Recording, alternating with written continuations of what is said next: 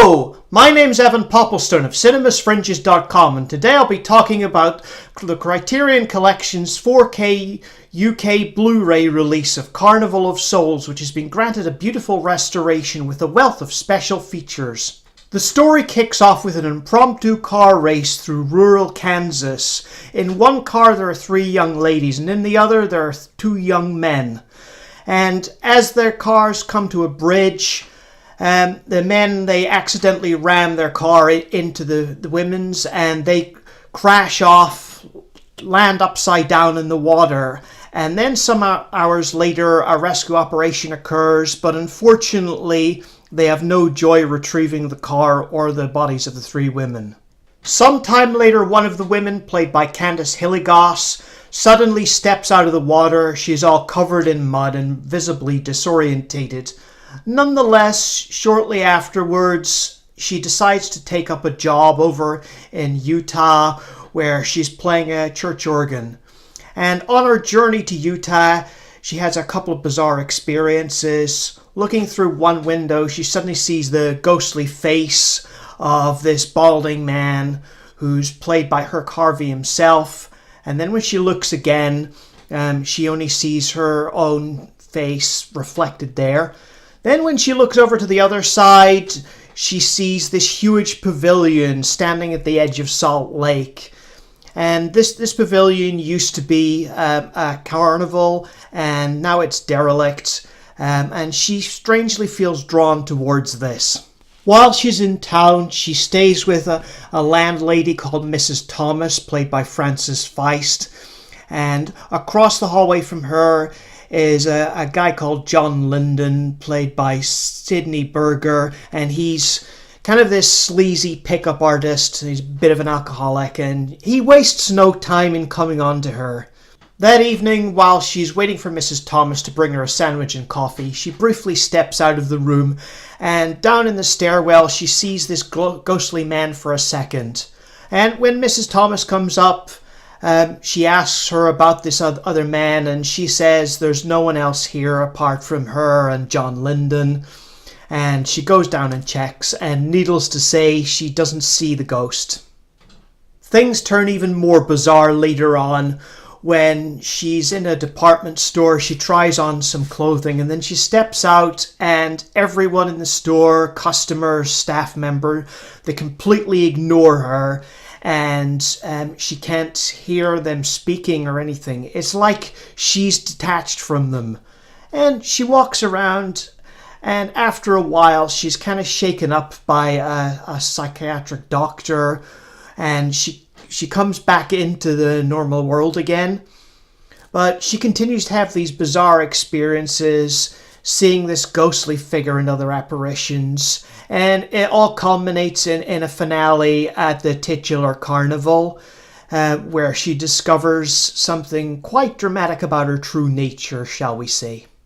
Carnival of Souls is Herk Harvey's only feature film as director. He was actually quite well known, though, for directing a series of kind of informational and training films for use in companies and schools and the like.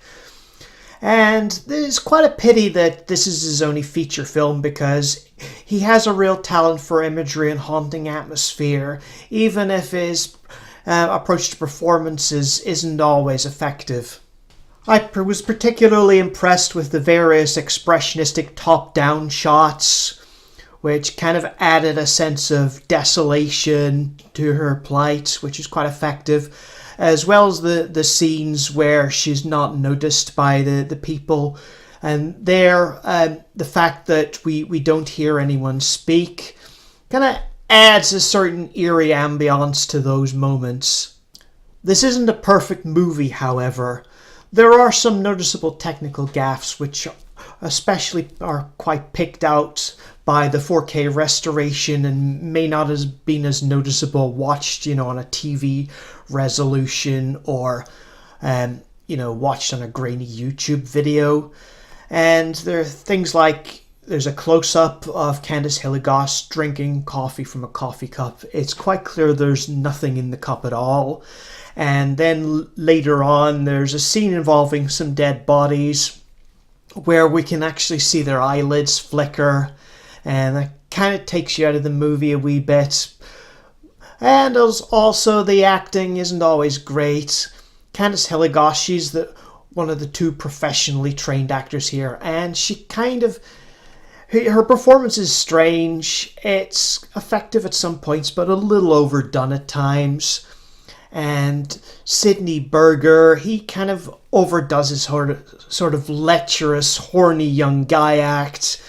His characterization's a bit too blatant, and it's not entirely convincing that Candice Hilligoss's character, she doesn't always fend off his advances. I think she would have been a bit more forceful. She's a very attractive and kind of mousy woman, and it doesn't seem plausible that she'd give this guy the time of day at all.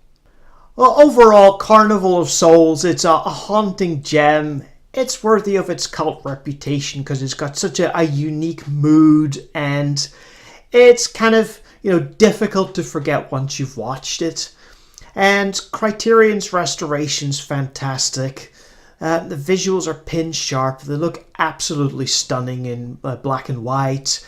And in particular, the shots inside the carnival they're so beautiful. And the audio, although it's obviously hamstrung by its budgetary limitations, it wasn't recorded during filming. It was all done in post-production. But nonetheless, the organ music, it sounds great. It's quite important, that organ music, to the atmosphere. Because, nothing says creepy like church organ music, really. And it sounds larger than life in this presentation. The extras are fantastic as well. We get a poster, which, if you flip it over and look on the back, it has an essay by Kier La Janice. And then on the disc itself, we get several documentaries. Some are new and recorded exclusively for this Criterion release. Some are old.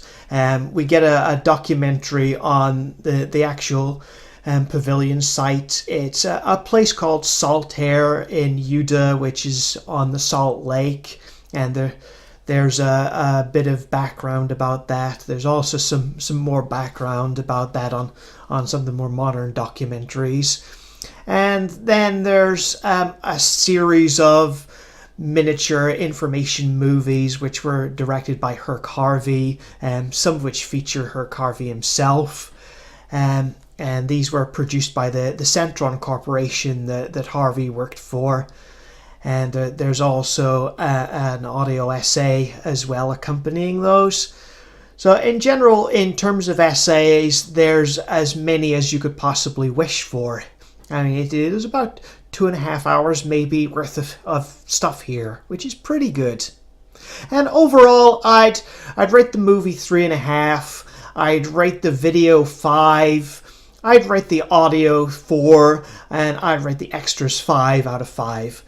Now, overall, yeah, if you're into cult horror, this is definitely well worth a purchase, and I would recommend you go for it.